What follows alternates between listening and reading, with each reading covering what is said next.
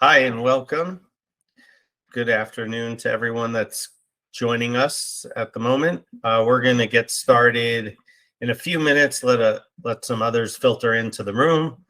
In the meantime, I just wanted to personally say that I'm very excited to launch this new series, Lunch with Lucern.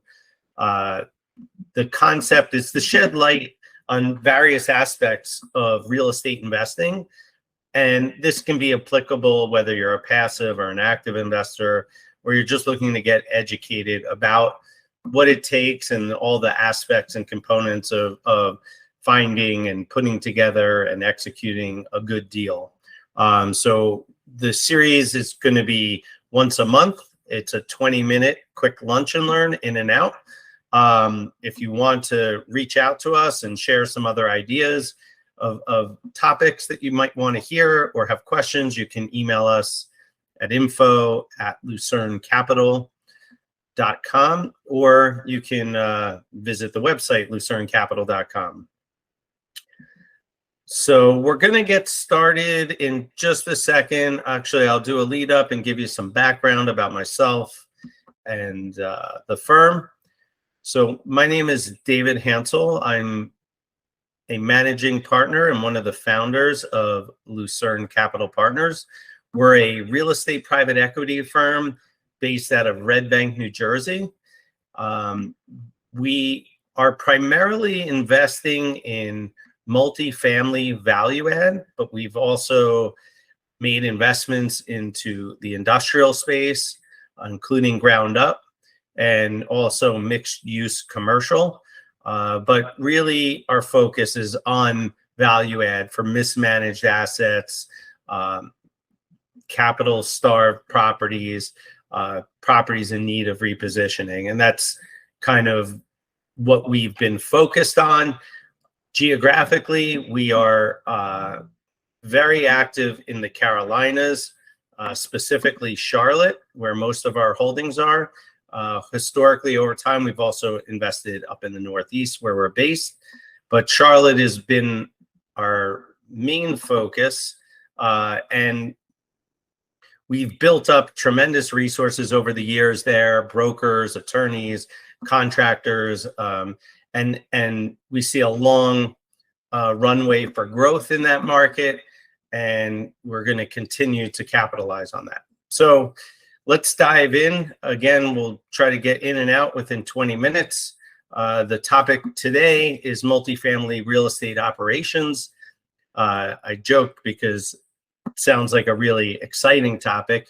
What tends to be exciting for a lot of folks is acquisitions and dispositions.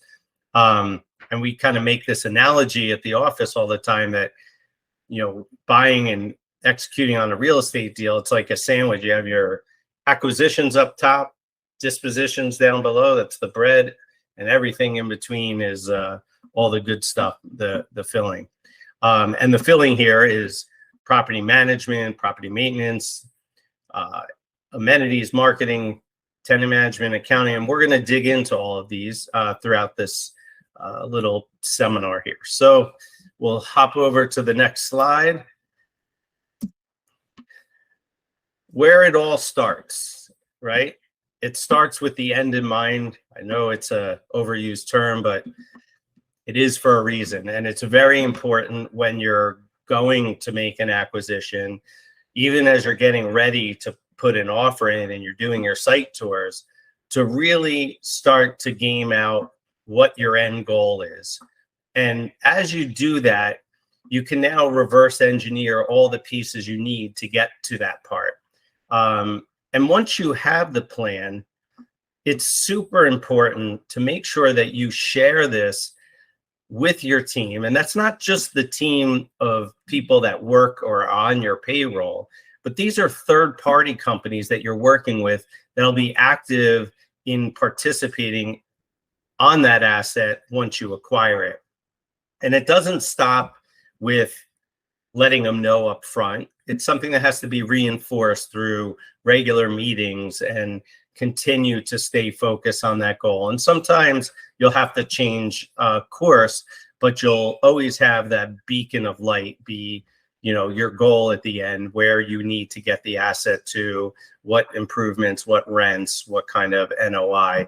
And part of that also is, building the right team and the staff that's needed to accomplish that. And each project is its own fingerprint. They'll be uniquely different. There'll be different things that you'll have to focus on for each property, and it may attract a different tenant base, but all this should be in the plan. So I'm going to go over the team aspect. We'll jump to the next slide.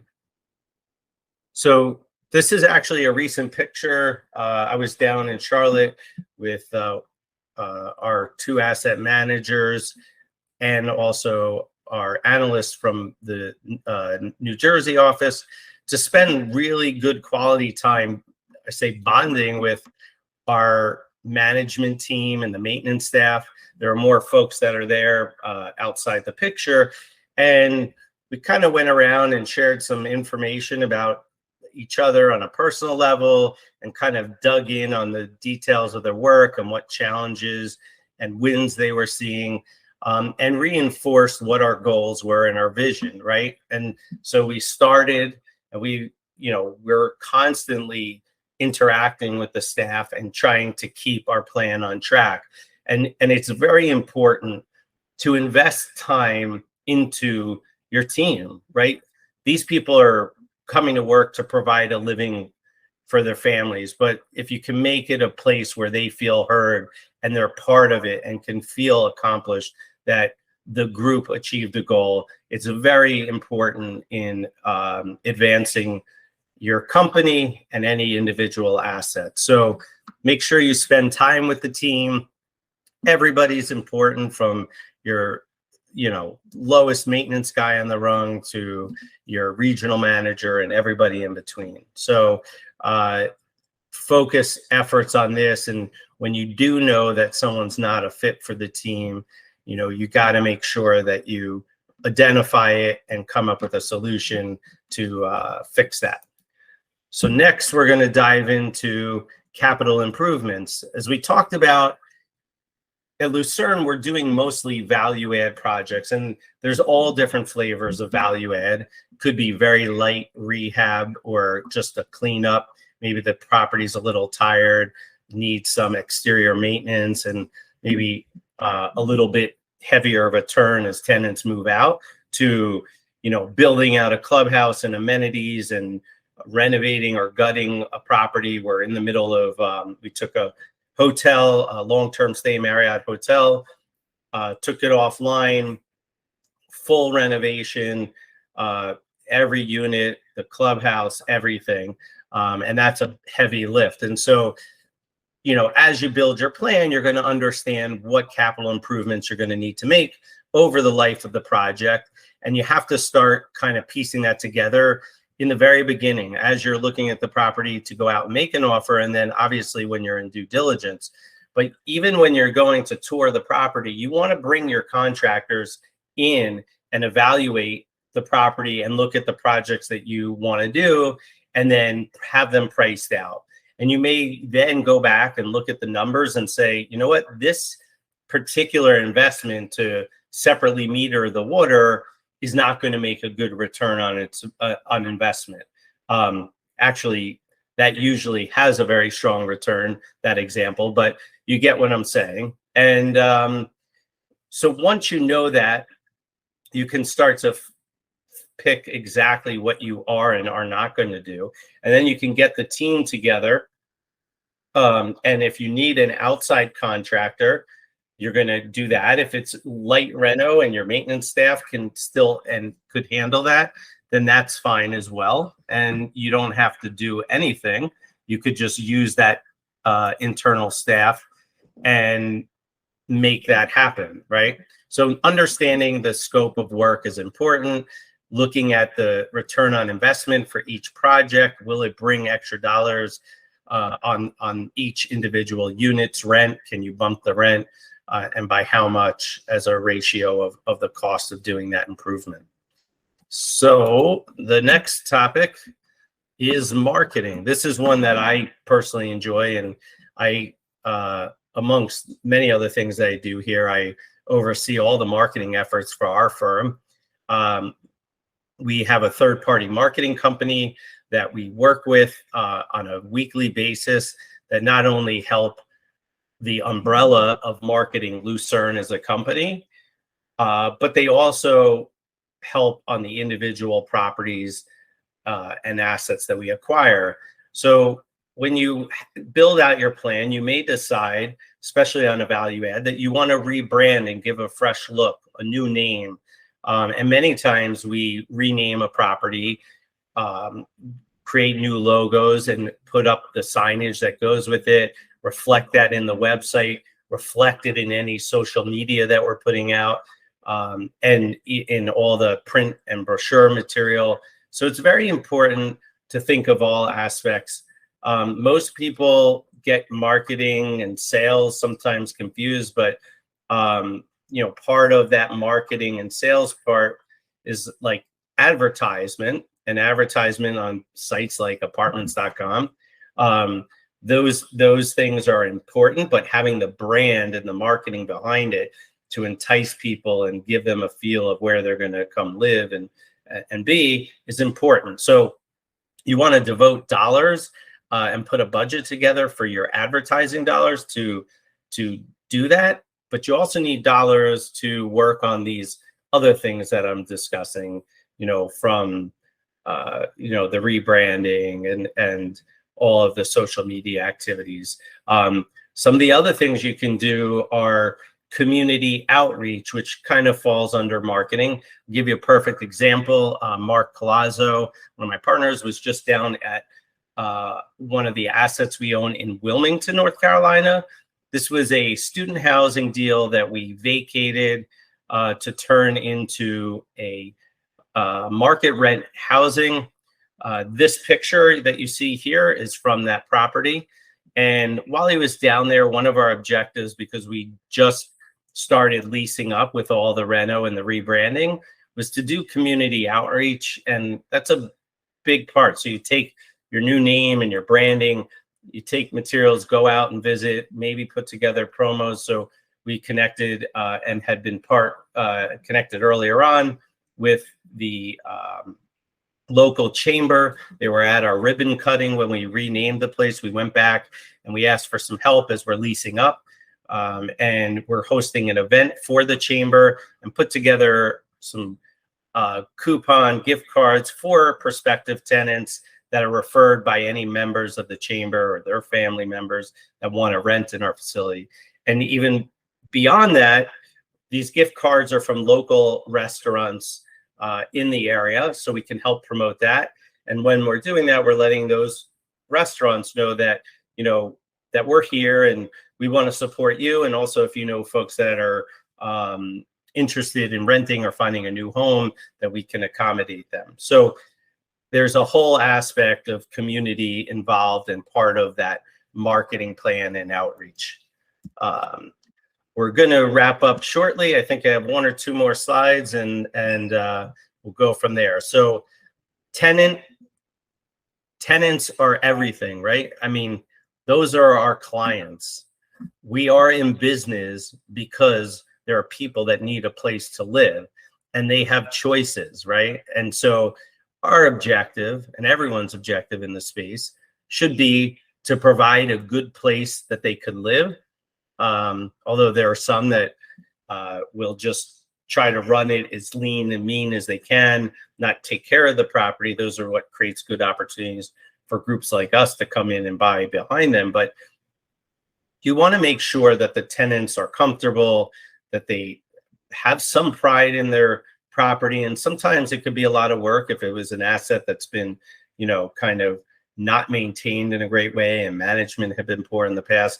But you want to have some good plans for who you're targeting as tenants, and when they come in, a proper screening process, and ensuring that it's a good fit, right? Obviously, economically, they have to have the means to be able to afford it.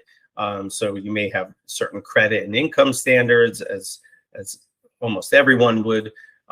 We also do background checks, and Obviously from a safety perspective, there are certain things that you don't want to have with some criminal background issues can be create maybe an unsafe environment for folks that have had criminal offenses, especially regarding robbery, theft, or assault. There are plenty of others, but you have to create that and make sure your team is aware and set those standards to make sure they are adhered to. But really, this is it. I mean, your tenants are why you are in business, and I see a lot of operators that almost see tenants as an afterthought.